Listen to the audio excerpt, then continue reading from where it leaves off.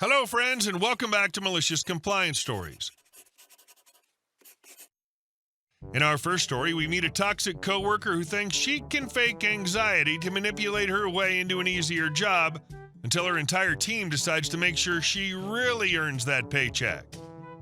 But before we begin, best way to support our channel is to leave comments, like, and subscribe with the turned-on bell so you don't miss the new video every single day. Here we go. Toxic coworker fakes anxiety, entire team makes her job real. Long story short, I used to work for Sam's Club in their cafe. For anyone that's never been to one, we served run-of-the-mill fast food, chicken tenders, hamburgers, hot dogs, etc. for really, really cheap. Where I'm at, the job pays $11 an hour, which is the highest pay you can get in unskilled labor in these parts. When I'd had to take a year off school because of some mental and emotional issues, it was basically what gave me a means to live, and I stayed there about a year before I left. So basically, this is where the story begins. I worked with about 7 other people, and I got along pretty well with most of my coworkers, and they all liked me because I actually showed up and did the work, except one. We'll call her Ray. Ray was your textbook definition of an entitled bee and did her best to show you up every chance she got. You got a raise, hers was higher. You got a pat on the back from a manager? Oh, they do that to everybody. Not to mention if you made a mistake, she made sure you knew it. It didn't matter what it was either. I've seen her talk down to people for missing a speck on the counter and then going to report them to management for harassment when they tried to defend themselves. She also liked to use her anxiety to manipulate people to leave them alone up front on purpose when they wronged her so she could stay in the back and wash dishes out of sight and play on her phone. She did this to me a number of times. The whole department hated her but had no reason to fire her since she never really broke the rules. Well, cue midsummer. There was a local anime convention I wanted to go to with my friends, and I made sure to take off at least a month and a half in advance to give management time to find replacement for me while I used my PTO. I was also extra considerate to my coworkers, making sure to get as much done as I could before I left the night before my absence to leave the morning crew with little to do. Management, as well as my coworkers, were all aware that I wouldn't be there for almost 4 days, and so did she. However, this didn't stop her from crying that I was skipping work because I hated working there and my mental disorder made the job too much to handle, and that I'd been threatening to quit so they should just fire me. I'd tried to comfort her in the past before I realized she was a liar during one of her fake panic attacks by saying I understood how she felt because I actually had a diagnosed problem. Management, of course, waved her off and my coworkers laughed at her. However, when I found out she'd come after my job, I was absolutely livid. Not only did I depend on this job to survive, but I was also depending on it for financial aid purposes in the fall, which would be jeopardized if I lost it. Cue malicious compliance. I told my department head about what had happened, and while she really didn't have any power to discipline anyone, other than rolling the issue over to management where nothing would be done or sending you home for the day, she did have the power to assign duties. So she started assigning me to stay in the back and Ray to the front. My other coworkers eventually caught on and joined in. Every time she'd try to play on her phone while the rest of us were busy, she'd be ushered to the front and center, and forced to run everything mostly by herself no matter how long the lines were. We would only do what was expected of us and nothing more.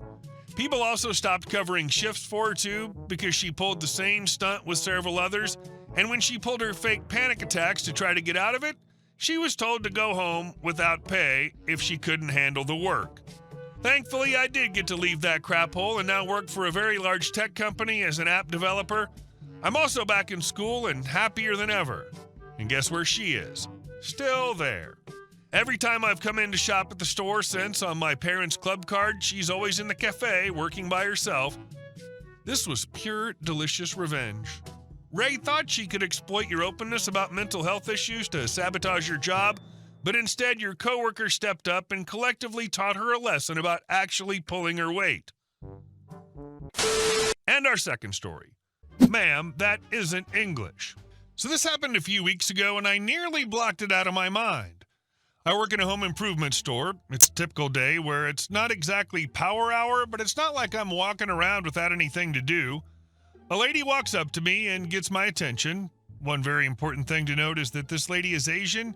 She had broken English, but I'm going to be putting the proper grammar here. Me. Hi, how can I help you? Lady. Yes, I'm looking for this. She holds out her phone to me. Now, this happens quite often as people either want to show a picture or perhaps they don't speak good English. I live in an area that has a lot of Spanish speakers, but also a hefty Asian community, mostly Chinese, Mandarin. She's brought up a text message, and I cannot read it. I barely remember what it was exactly, which is why I didn't know if I wanted to post this story. But I remember 100% that it started with la and then followed by a word that I believe was something like cabilla. Note this wasn't the actual word used, but it's what my coworkers thought maybe she was trying to look for. More on that later. My Spanish is mediocre at best. I took Spanish in high school, but forming sentences is something I'm not confident in. Only thing I'm good at is numbers and recognizing certain characters. I try to learn from my coworkers bit by bit, and we have fun with me trying to learn. Me. Oh, sorry, ma'am, I don't speak Spanish. I can find you an employee who does. The lady then looks at me like I just took my shirt off and started screaming while she watches me from the other side of a street. Lady. Do you speak English? My brain short-circuited in that moment. I couldn't comprehend what I just heard. I'm so thankful I had a mask on because I couldn't hold back my mouth from expressing the what the fudge state. You all know the one. When my brain started back up, which to me felt like a good minute, I say back, I do, ma'am. I'm speaking it right now. I just spoke to you in English before. I rarely ever make a snappy comment like that, both because of anxiety and my attempts at professionalism.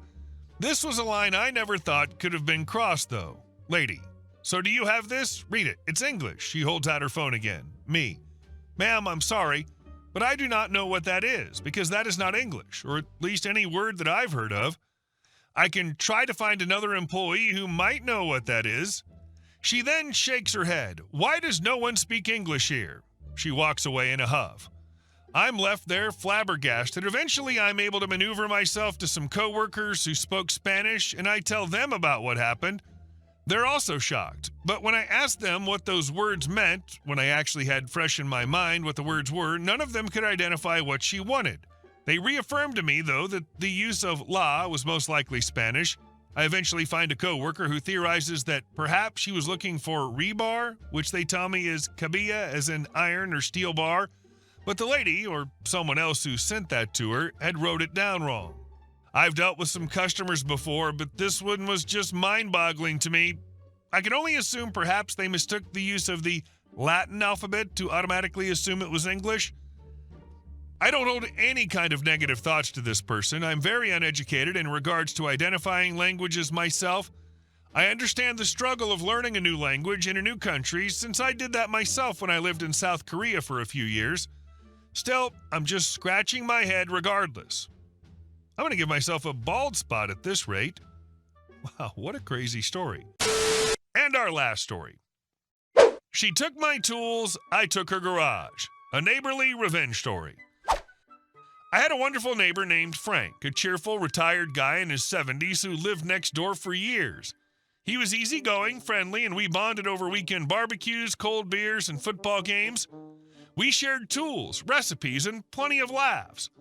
Unfortunately, all good things come to an end, and after Frank passed away, his kids, who never really visited, quickly sold his house. That's when Karen moved in. Karen arrived like a whirlwind, changing everything she could get her hands on and immediately causing tension in the neighborhood. She introduced herself by showing up at my front door demanding to borrow sugar because grocery stores are overpriced, according to her. Soon these borrowings became annoyingly frequent, except that she stopped asking and started simply walking into my backyard to help herself. First it was simple stuff, a lawn chair here, an extension cord there. One afternoon I noticed her casually strolling across my yard carrying a large bag. "Karen," I said, stepping outside, "can I ask what you're doing?" "Oh, hi, just borrowing some charcoal. You don't mind, right? I'll replace it later." It never came back. Another day, I caught her taking my expensive pruning shears. "Karen, those are brand new. I'd appreciate it if you'd ask first." She shrugged dismissively. "Relax, I'll bring them right back. No need to be stingy." She didn't bring them back, of course. Annoyed, I began locking my garage and shed, thinking it would stop her. Instead, she started taking plants from my garden, bags of charcoal from beside my grill, even decorative stones from my flower bed. Eventually, I confronted her directly again. "Look, Karen, you need to stop coming onto my property without permission. This has gone too far." She rolled her eyes. "You're acting like I robbed you. I'm your neighbor. We share things. That's just how it works."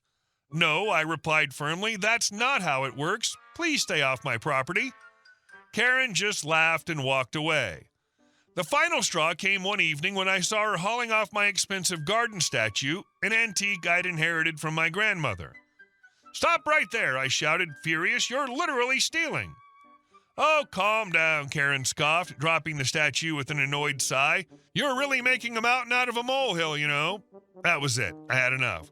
I called my lawyer friend Tom, who suggested I clearly define my property boundaries and confront Karen legally. With that advice, I decided to build a fence. But first, I needed a land survey. The surveyors came out, took measurements, and a few days later, I got a surprise that made my day. Karen's hedge and part of her garage were 6 feet into my property line. I gleefully informed Karen, showing her the official documents. "This is ridiculous," she screeched. "That garage has been there for decades. You can't just come in and demand I tear it down. And those hedges, Frank planted them himself." "I'm sorry," I said calmly but firmly, "but you can't build structures on property you don't own. Either you remove them or I get a court order." Karen scoffed again, waving me off. "I'd like to see you try." And try I did. I took her to court, presented the evidence clearly, and the judge didn't hesitate in ruling in my favor. Karen was furious. "This is ridiculous," she yelled in court. "My garage has been there forever. It's historical." The judge, clearly unimpressed by Karen's theatrics, replied coldly, "Historical value or not, the garage is illegally on the plaintiff's property. You have 30 days to remove it, along with the hedge." Karen protested loudly, but the decision was final. I watched smugly as workers demolished her encroaching garage and tore out the hedge. She glared daggers at me from her porch every day, but I felt nothing but satisfaction. Once the land was cleared, I wasted no time erecting a beautiful wooden fence exactly along the property line. For good measure, I added security cameras facing every angle of the yard, with signs warning trespassers they'd be prosecuted. Seriously, though, imagine the nerve, just casually strolling into your backyard like it's Walmart, shopping for charcoal, shears, stones, literally anything not nailed down. Like, what? I love how she's all, "I'll bring it back," knowing damn well that she wouldn't return so much as a sugar cube. Hey guys, thank you all for watching the video. I'll see you in the next one.